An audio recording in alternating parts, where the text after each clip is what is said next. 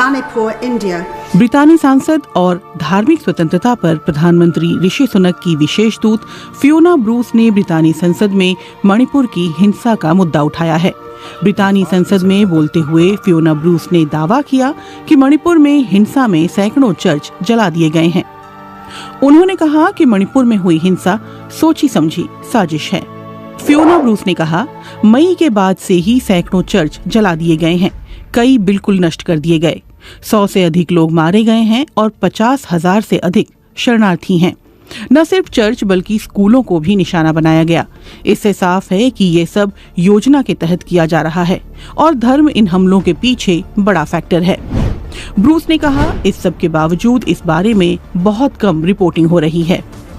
Bruce ने international religious freedom और belief alliance के लिए बनाई गई पूर्व बीबीसी संवाददाता डेविड कैंपेनेल की रिपोर्ट का भी हवाला दिया। IRFBA की रिपोर्ट में पीड़ितों और चश्मदीदों के बयान हैं। इस रिपोर्ट में कहा गया है कि जिस बड़े पैमाने पर धार्मिक स्थलों को नुकसान पहुंचा है, उस पर और अधिक ध्यान दिए जाने की जरूरत है। ब्रूस ने सांसद सेलोस से सवाल भी किया कि चर्च ऑफ इंग्लैंड धार्मिक स्वतंत्रता और अन्य मान्यताओं FROB की दूसरी देशों में सुरक्षा के लिए क्या कर रहा है। इस पर सेलोस ने बताया कि हाल ही में संयुक्त राष्ट्र की सुरक्षा परिषद ने ब्रिटेन और संयुक्त अरब अमीरात के सहयोग से FROB यानी धार्मिक स्वतंत्रता पर सालाना रिपोर्ट तैयार करने का प्रस्ताव पारित किया है। फियोना ब्रूस की टीम ने जो रिपोर्ट तैयार की है, उसमें कहा गया है कि भारतीय सरकार को मणिपुर में शांति बहाली के लिए और अधिक संख्या में सैन्य बल तैनात करने चाहिए ताकि आदिवासी गांवों की सुरक्षा हो सके।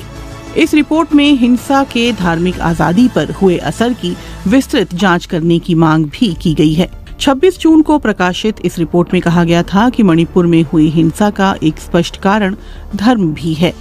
विश्व मीडिया में भी अब मणिपुर के हालात पर रिपोर्ट किया जा रहा है। अमेरिकी मीडिया संस्थान CNN ने अपनी रिपोर्ट में कहा है कि मणिपुर से परेशान करने वाला वीडियो सामने आया है, जिसमें भीड़ 2 महिलाओं को निर्वस्त्र करके उनका जुलूस निकाल रही है। CNN ने अपनी रिपोर्ट में कहा है कि भले ही घटना 4 मई की हो, लेकिन गिरफ्तारियां वीडियो के सामने आने के बाद ही हुई है। ये वीडियो घटना के 2 महीने बाद आया है। हिंसा शुरू होने के बाद मणिपुर में इंटरनेट बंद कर दिया गया था। CNN ने अपनी रिपोर्ट में मणिपुर के मुख्यमंत्री N बीरेन सिंह के बयान का भी जिक्र किया है। बीरेन सिंह ने इन घटनाओं को मानवता के खिलाफ अपराध बताया था।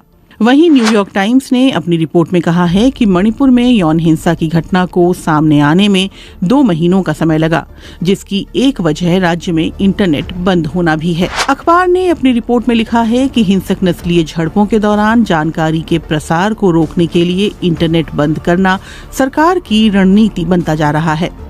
अखबार लिखता है कि ऐसे में जब बुधवार को 2 महिलाओं को निर्वस्त्र किए जाने और उनका जुलूस निकाले जाने का वीडियो सामने आया तो पूरा देश हैरान रह गया। इससे तनाव और बढ़ गया और एक बार फिर से ध्यान मणिपुर में जारी संघर्ष की तरफ गया। अखबार लिखता है कि वीडियो आने के बाद प्रधानमंत्री नरेंद्र मोदी ने भी पहली बार मणिपुर के हालात के बारे में सार्वजनिक टिप्पणी की। ब्रितानी अखबार गार्डियन ने भी मणिपुर के हालात पर एक लेख प्रकाशित किया है।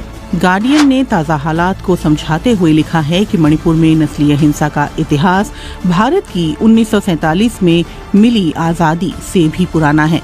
अखबार लिखता है कि ताज़ा हिंसा से पहले भी मैतेई और कुकी समुदायों के बीच कई बार हिंसा हो चुकी है।